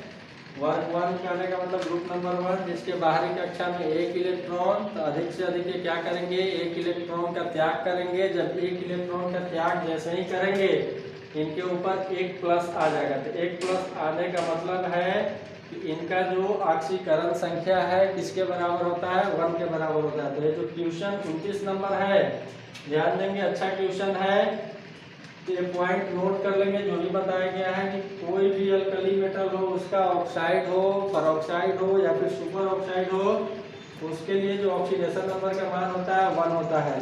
क्यों होता है, क्योंकि इसके बाहरी कक्षा में 1 इलेक्ट्रॉन होता है और मेटल का जो विशेषता होता है कि आसानी से इलेक्ट्रॉन का त्याग करते हैं। जब इलेक्ट्रॉन का त्याग करेंगे तो इसके ऊपर 1+ जनरेट होगा और वही बताएगा इनका ऑक्सीकरण अवस्था। तो क्वेश्चन अच्छा है, फिर से पूछा जा सकता है। उसके बाद देखेंगे 30 नंबर क्वेश्चन। 30 नंबर क्वेश्चन जो दिया गया है, क्या दिया गया है, 30 नंबर क्वेश्चन है, ध्यान से देखेंगे। ये दिया गया है CH3OCH3 एंड CH3CH2OH। क्वेश्चन यही है 30 नंबर। ये पूछा गया है कि ये किस प्रकार के समावयी हैं, ये किस प्रकार के समावयी हैं। ध्यान से देखेंगे, यहाँ पे जो उपस्थित ग्रुप है ईथर ग्रुप है और यहाँ पर जो है ग्रुप उपस्थित है कौन सा, एल्कोहल है। अगर के बात करें कि आइसोमेरिज्म क्या होता है या फिर आइसोमर क्या होते हैं, एक टर्म आता है आइसोमर और दूसरा टर्म आता है आइसोमेरिज्म, जिसको बोला जाता है, इसको हिंदी में बोलते हैं समावयी और इस पूरे को बोला जाता है समावयवता। तो समावयी किसको बोलते हैं, 2 या 2 से अधिक वैसे कार्बनिक यौगिक या फिर वैसे यौगिक जिनका अणुसूत्र समान परंतु संरचना सूत्र अलग अलग होता है, इसके अलावा उनके भौतिक और रासायनिक गुण भी अलग अलग होते हैं। तो ये दोनों एक दूसरे के क्या कहलाते हैं? समावयी कहलाते हैं। और उस पूरे घटना को बोला जाता है समावयवता कहा जाता है। तो इस क्वेश्चन के लिए जो ऑप्शन दिया गया है, इस क्वेश्चन के लिए पूछा गया है कि ये किस प्रकार के समावयी हैं, ये किस प्रकार के समावयी हैं। तो यहाँ पे ऑप्शन देखेंगे, जो पहला ऑप्शन दिया गया था श्रृंखला समावयी, दूसरा है स्थिति समावयी, तीसरा है क्रियात्मक समूह, चौथा है चलावयवता। मतलब chain isomers, position isomers, functional group isomers और टॉटोमेरिज्म या फिर टॉटोमर्स। तो यहाँ पे साफ दिख रहा है कि इसमें जो ग्रुप उपस्थित है ईथर और इसमें जो ग्रुप उपस्थित है एल्कोहल, ये दोनों जो है क्रियात्मक समूह है। एल्कोहल और ईथर दोनों क्या है? फंक्शनल ग्रुप है, फंक्शनल ग्रुप है। तो देखेंगे यहाँ पे कि इन दोनों का अणुसूत्र समान है। अगर ये संरचना बनाएंगे तो संरचना अलग अलग है, लेकिन दोनों का भौतिक और रासायनिक गुण भी क्या है? अलग अलग है। ए जो दिया गया कंपाउंड है, ये दोनों एक दूसरे के आइसोमर है, लेकिन कौन से आइसोमर है? तो फंक्शनल आइसोमर है। क्यों? क्योंकि इनमें जो फंक्शनल ग्रुप है दोनों में अलग अलग उपस्थित है। तो इस टाइप से और भी क्वेश्चन पूछा जा सकता है। जैसे पूछा जा सकता है कि एसिटिक एसिड का समावयी बताएं, एसिटिक एसिड का समावयी बताएं। तो यहाँ पे बताएंगे एसिटिक एसिड का समावयी क्या होता है। तो एसिटिक एसिड का जो समावयी होता है, कुछ नहीं करना है, इसको उल्टा कर देना है। HCOOCH3, जिसको बोला जाता है मिथाइल फॉर्मेट, मिथाइल फॉर्मेट। तो मिथाइल फॉर्मेट जो है एसिटिक एसिड का समावयी है, वो भी कौन सा समावयी है? ये भी क्रियात्मक समावयी है। क्यों? क्योंकि यहाँ पे जो एसिड उपस्थित है, फंक्शनल ग्रुप जो उपस्थित है एसिड के रूप में है, और यहाँ पे जो फंक्शनल ग्रुप है ये है एस्टर के रूप में। इसके अलावा एसीटोन का पूछा जाता है कि एसीटोन के समावयी क्या नाम होता है, कि एसीटोन का जो समावयी होता है कौन सा होता है। तो एसीटोन का समावयी हमेशा अगर के देखना चाहेंगे तो ये देखिए, ये होता है CH3 CH2 CHO, जिसको बोला जाता है प्रोपेनॉल। यहाँ पे देख सकते हैं अणुसूत्र समान है, संरचना अलग अलग है, दोनों का भौतिक और रासायनिक गुण भी अलग है। तो यहाँ पे जो क्रियात्मक समूह है ये है कीटोन, और यहाँ पर जो क्रियात्मक समूह है ये है एल्डिहाइड। मतलब एसीटोन का जो समावयी होता है ये होता है प्रोपेनॉल, प्रोपेनॉल। और एसिटिक एसिड, एसिटिक एसिड का जो समावयी होता है इसको बोला जाता है मिथाइल फॉर्मेट, मिथाइल फॉर्मेट। तो ये जो होते हैं सब एक दूसरे के फंक्शनल आइसोमर्स होते हैं। तो यहाँ पे जो एक्स्ट्रा चीज बता दिए हैं ध्यान रखेंगे, हो सकता है परीक्षा में ये ना पूछकर यहाँ से पूछ ले या फिर वही क्वेश्चन फिर से आ जाए। तो देखना है अगर के फंक्शनल ग्रुप अलग अलग है तो एक दूसरे के क्या कहलाएंगे? फंक्शनल आइसोमर कहलाएंगे। या फिर एक और शॉर्ट ट्रिक बता रहे हैं कैसे पकड़ेंगे। तो हमेशा याद रखेंगे कि अगर के एल्कोहल दिया हुआ है, एल्कोहल में कोई यौगिक दिया हुआ है, तो उसका जो आइसोमर मिलेगा हमेशा ईथर में मिलेगा, हमेशा ईथर में मिलेगा। इसके अलावा अगर एसिड दिया हुआ है कार्बोक्सिलिक एसिड, तो कार्बोक्सिलिक एसिड का जो समावयी होता है हमेशा ये हम लोग खोजेंगे किसमें? एस्टर में। इसके अलावा यहाँ पे जो थर्ड है कीटोन, कीटोन का जो समावयी मिलेगा हमेशा मिलेगा एल्डिहाइड में। अगर ये ट्रिक याद रखेंगे तो आसानी से हम लोग समावयी खोज सकते हैं। या फिर परीक्षा में आपसे ये भी पूछा जा सकता है, एक साइड का दिया रहेगा, सपोज जैसे मैं यहाँ पे एक प्रश्न पूछने वाला हूँ कि एसिटिक एसिड का समावयी है, 4 ऑप्शन आपको गिवन रहेंगे। एसिटिक एसिड का समावयी है, 4 ऑप्शन गिवन रहेंगे। तो आंसर याद रखेंगे कि एसिटिक एसिड का जो समावयी है वो कौन सा है? Methyl formate. अगर किस प्रकार का समावयी है तो एक दूसरे के क्या है? फंक्शनल आइसोमर है। तो क्वेश्चन नंबर था 30, तो 30 नंबर क्वेश्चन का जो आंसर है सी करेक्ट है, थर्ड है। उसके बाद चलते हैं 31 नंबर क्वेश्चन में। 31 नंबर क्वेश्चन क्या दिया गया है? पूछा गया है IUPAC नाम पूछा गया है। एक कार्बनिक यौगिक दिया गया है, उसका IUPAC नाम पूछा गया है। देखते हैं 31 नंबर में क्या दिया गया। तो 31 नंबर जो क्वेश्चन है, एक क्वेश्चन गिवन है CH3 CH double bond C CH2 CH2 CH3। और ये है CH2 CH3। अब इसका नाम बताना है, ऑप्शन गिवन है कि इसका नाम क्या है। तो सबसे पहले हम लोग आइए इसका नाम लिख लेते हैं कि नाम किस प्रकार से लिखेंगे। तो नाम लिखने के लिए ऑर्गेनिक कंपाउंड का सबसे पहले हम लोग सबसे लंबा कार्बन चेन बनाते हैं। जो भी कार्बनिक यौगिक दिया रहेगा उसमें देखेंगे कि सबसे लंबा कार्बन चेन कितने कार्बन का बन रहा है। तो यहाँ पे देखेंगे 1 2 3 4 5, 1 2 3 4 5 6। यहाँ पे जो चेन बनने वाला है 6 कार्बन का चेन बनने वाला है। उसके बाद जब हम लोग चेन बना लेंगे तो उसमें क्या किया जाता है, जो भी कार्बन परमाणु है उनको संख्याओं के रूप में व्यक्त किया जाता है। संख्याओं के रूप में व्यक्त किया जाता है, मतलब कि कौन सा कार्बन 1 है, कौन सा कार्बन 2 है, इस प्रकार से हम लोग लिखेंगे। तो इसका जो अरेंजमेंट किया जाता है कि कौन सा कार्बन फर्स्ट आएगा, कौन सा सेकेंड आएगा, तो यहाँ पे देखा जाता है कि जो भी प्रतिस्थापित ग्रुप है, प्रतिस्थापित ग्रुप है, सब्स्टिट्यूशनल ग्रुप है, वो जिस एंड से नजदीक मिलेंगे नंबरिंग हम लोग उसी एंड से करेंगे। इसके अलावा अगर के फंक्शनल ग्रुप है तो हम लोग के सब्स्टिट्यूशन के रूप में जो भी प्रतिस्थापन वाले ग्रुप को देख रहे हैं उसको नहीं देखेंगे, फिर हम लोग किसको देखेंगे, फंक्शनल ग्रुप को देखेंगे। फंक्शनल ग्रुप जहाँ से नजदीक मिलेगा नंबरिंग हम लोग उस एंड से करेंगे। अगर के 3-4 फंक्शनल ग्रुप है तो उनके लिए एक ऑर्डर होता है, उसके हिसाब से हम लोग नंबरिंग करेंगे, उसके बाद नाम लिखेंगे। तो यहाँ पे आइए नाम लिखते हैं। अगर इस टाइप से नंबरिंग करते हैं तो 1 2 3 4 पे मिल रहा है जो भी प्रतिस्थापित ग्रुप है, और इधर से करेंगे तो 1 2 3 पे मिल रहा है। तो नंबरिंग हम लोग इस एंड से कर लेंगे 1 2 3 4 5 6। अब यहाँ पे देखेंगे तो यहाँ पे जो मिलने वाला है 3 पर, इसका नाम क्या है, तो इसका नाम है इथाइल। 3 पर इथाइल।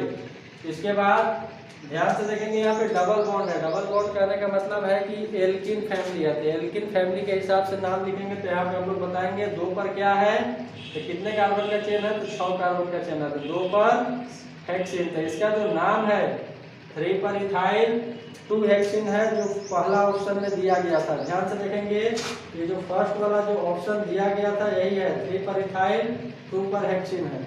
उसके बाद next question number 32। Question number 32 में दिया गया है कि क्वेश्चन नंबर 32 क्या है, ध्यान से देखेंगे। 32 दिया हुआ है कि CX में क्या हो रहा है, हेट्रोलिटिक फिजन हो रहा है। हेट्रोलिटिक फिजन क्लीवेज हो रहा है, विषमांश विखंडन जिसको बोला जाता है, हेट्रोलिटिक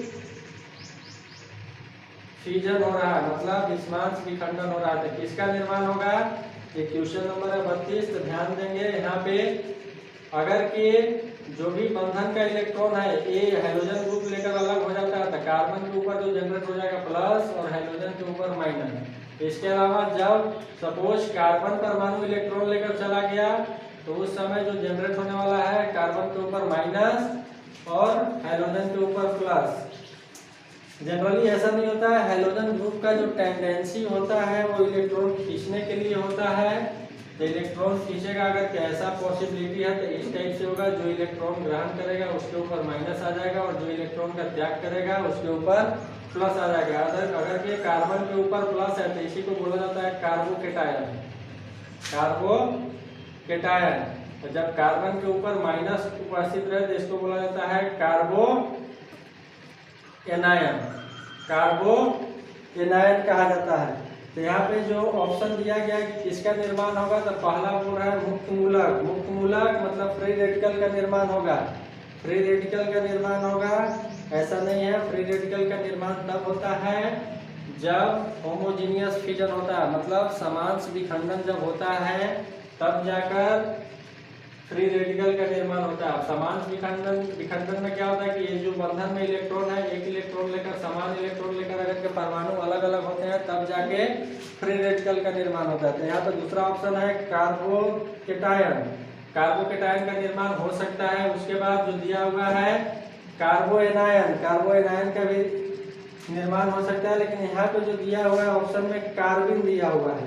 तो अगर के मोस्ट प्रोबेबल आंसर अगर के हम लोग देखेंगे जिस हिसाब से ऑप्शन दिया गया है, बताएंगे कि इस क्वेश्चन का आंसर क्या होगा। तो जो मोस्ट प्रोबेबल आंसर लग रहा है ये लग रहा है सेकंड वाला। और इस क्वेश्चन का आंसर कमेंट करेंगे कि इस क्वेश्चन का आंसर क्या है।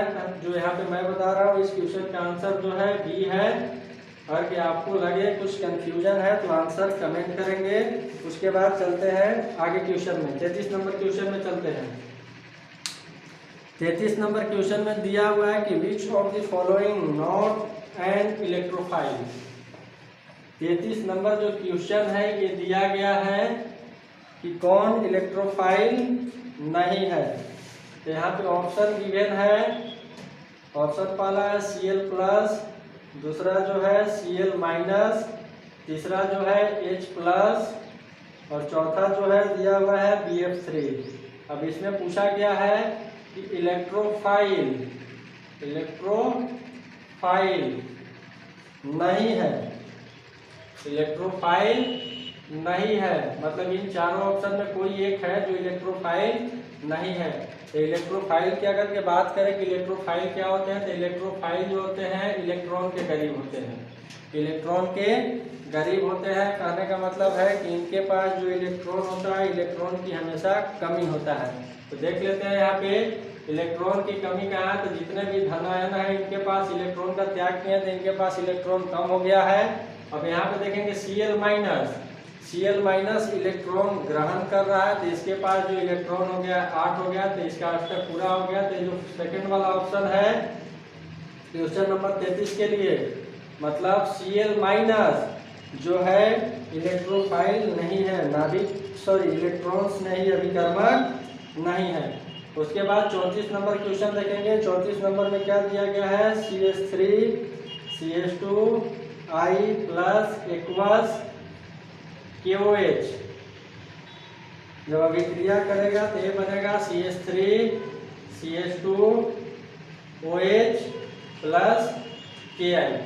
जब पूछा गया कि यह किस प्रकार का अभिक्रिया है, किस प्रकार का अभिक्रिया है, पहला ऑप्शन दिया गया है इलेक्ट्रोफिलिक सब्स्टिट्यूशन रिएक्शन है, दूसरा है न्यूक्लियोफिलिक सब्स्टिट्यूशन रिएक्शन, थर्ड जो है एलिमिनेशन रिएक्शन है, और चौथा जो है एडिशन रिएक्शन है। तो यहाँ पे देखेंगे ध्यान से जो अभिक्रिया हो रहा है पोटेशियम हाइड्रोक्साइड के साथ हो रहा है।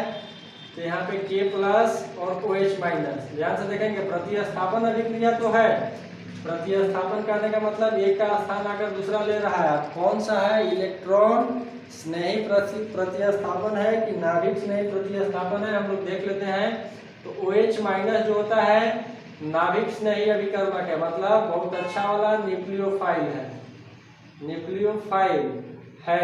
तो न्यूक्लियोफाइल का विशेषता ये होता है कि इनके पास अधिक मात्रा में इलेक्ट्रॉन उपस्थित होता है। तो अगर बात करें तो यहाँ पे जो पोजीशन ले रहा है इस पोजीशन पे आ रहा है OH-। देखेंगे यहाँ पे ध्यान से OH आ रहा है और जो K है आयोडीन के साथ मिलकर निकल जा रहा है। तो इस क्वेश्चन का जो आंसर है ये जो अभिक्रिया है किस टाइप का अभिक्रिया है, तो न्यूक्लियोफिलिक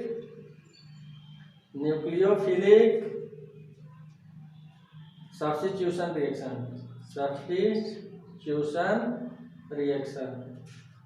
अगर के हिंदी में अगर के बोला जाए तो नाभिक स्नेही प्रतिस्थापन अभिक्रिया का उदाहरण है। तो जो 34 नंबर क्वेश्चन है इसका जो ऑप्शन करेक्ट होने वाला है डी होने वाला है।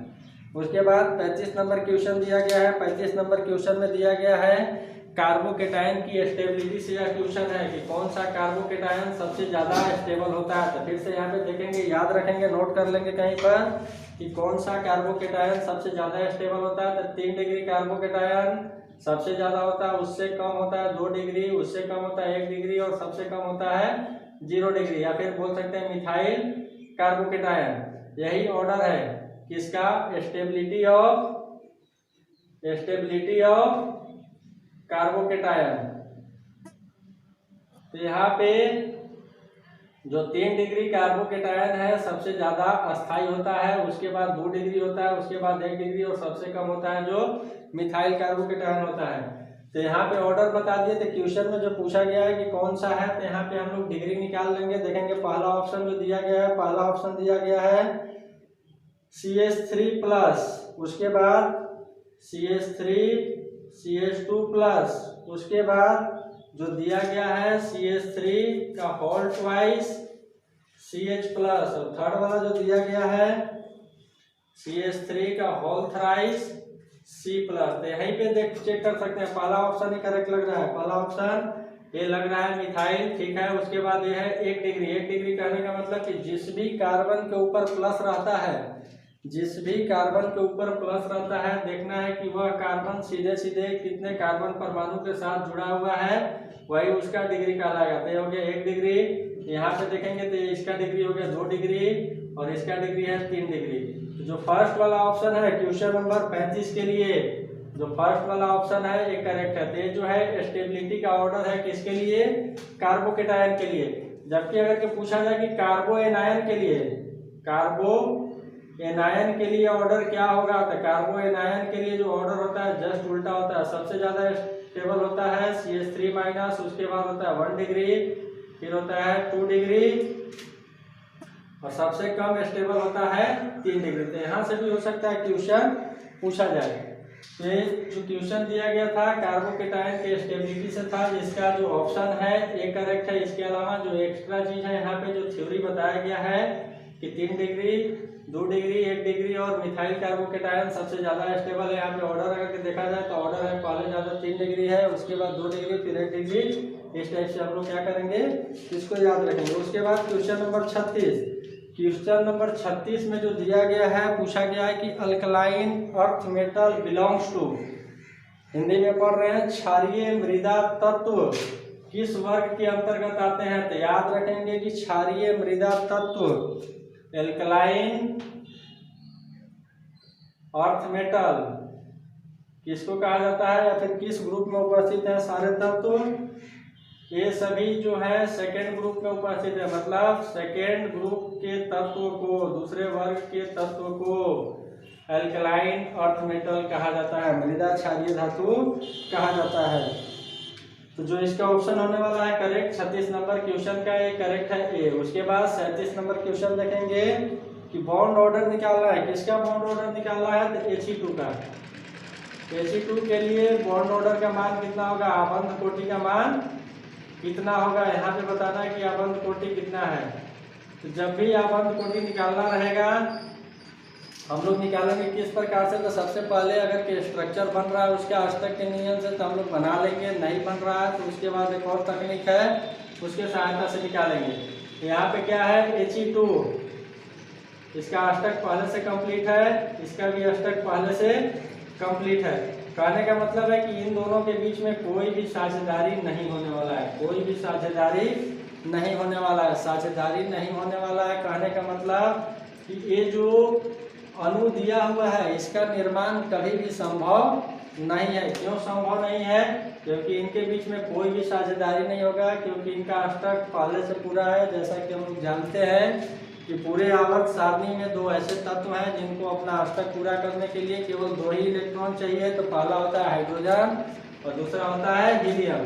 तो इसका जो है अष्टक पूरा है, इनके बीच में साझेदारी नहीं होगा। अगर ये साझेदारी नहीं होगा तो सीधा सीधी हम लोग बोलेंगे कि इनका जो बॉन्ड ऑर्डर का मान है 0 के बराबर है, 0 के बराबर है। तो जिस भी अणु के लिए, आयन के लिए बॉन्ड ऑर्डर का मान 0 के बराबर होता है उसे बनाना संभव नहीं होता, मतलब उसका निर्माण संभव नहीं होता। तो He2 के बीच में कोई साझेदारी नहीं हो रहा है, कोई भी बंधन नहीं हो रहा है, तो इसलिए इसके लिए जो BO का मान है, बॉन्ड ऑर्डर का मान है 0 के बराबर है और इसे बनाना संभव नहीं है, इसे बनाना संभव नहीं है। ध्यान रखेंगे, नॉट पॉसिबल, इसका फॉर्मेशन जो है संभव नहीं है। क्वेश्चन जो दिया गया था 37 नंबर, इसका जो आंसर है बी है। 37 नंबर क्वेश्चन का आंसर बी है। उसके बाद चलेंगे 38 नंबर पे। 38 नंबर पूछा गया कि the formula of quicklime. Quicklime करने का मतलब बिना बुझा हुआ चूना का सूत्र क्या होता है, बिना बुझा हुआ चूना किसे हम लोग कहते हैं। एक क्वेश्चन है 38 नंबर, बिना बुझा हुआ चूना क्विकलाइम किसको कहा जाता है, क्विक लाइम किसको कहा जाता है, तो कैल्शियम ऑक्साइड को ही क्विक लाइम कहा जाता है। इसका एक और नाम है, इसे कली चूना भी कहा जाता है, क्योंकि इसमें जो जल की मात्रा होती है 0 के बराबर होता है, मतलब कोई भी जल की मात्रा नहीं होता है। तो इसीलिए इसको हम लोग क्या बोलते हैं, बिना बुझा हुआ चूना। अगर पूछा गया कि बुझा हुआ चूना का सूत्र क्या होगा, तो बुझा हुआ चूना का जो सूत्र होता है कैल्शियम हाइड्रोक्साइड होता है। ये जो है बुझा हुआ चूना का सूत्र है। इसके अलावा अगर कि आपसे पूछा जाए कि लाइम स्टोन का सूत्र क्या होगा, तो लाइम स्टोन के लिए जो सूत्र होता है, ध्यान देंगे, कि लाइन स्टोन का क्या सूत्र होता है। लाइन स्टोन का जो सूत्र होता है, ये जो सूत्र होता है कैल्शियम कार्बोनेट को बोला जाता है लाइन स्टोन। ये भी आया हुआ सवाल है। इस सारे क्वेश्चन इस टाइप के अगर के क्वेश्चन परीक्षा में पूछे जाए तो गलती नहीं करेंगे, बहुत आसान क्वेश्चन होते हैं। बस आपको क्या करना है, 10-20 यौगिक जो हैं, अभी यौगिक कहाँ पे मिलेंगे, तो यौगिक मिल जाएंगे इस ब्लॉक जो दिया गया है उसमें कुछ यौगिक यहाँ पे पढ़ना है। इसके अलावा कुछ यौगिक जो हैं पी ब्लॉक में है, तो वहाँ से जो मेन यौगिक हैं उनका हम लोग क्या करेंगे, सूत्र याद रखेंगे ताकि परीक्षा में हम लोग आसानी से बिना टाइम गंवाए बना सकें। उसके बाद 39 नंबर जो क्वेश्चन दिया गया है ध्यान से देखेंगे। पूछा गया है कि इसका जो नाम है यूपीएससी नाम है क्या है।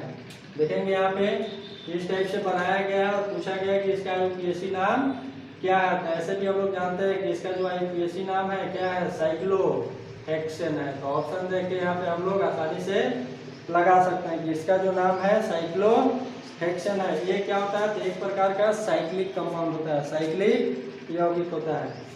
उसके बाद 40 नंबर क्वेश्चन जो दिया गया है, the particulate pollutant smog which present, मतलब स्मॉग जो है हमारे वायुमंडल के कौन से लेयर में उपस्थित होता है।